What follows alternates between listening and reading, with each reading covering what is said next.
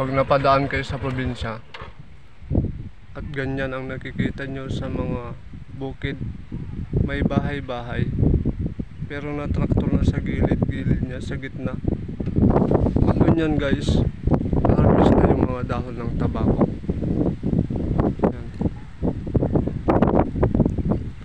Diyan nila pinapatuyo yung mga harvest ng dahon ng tabako.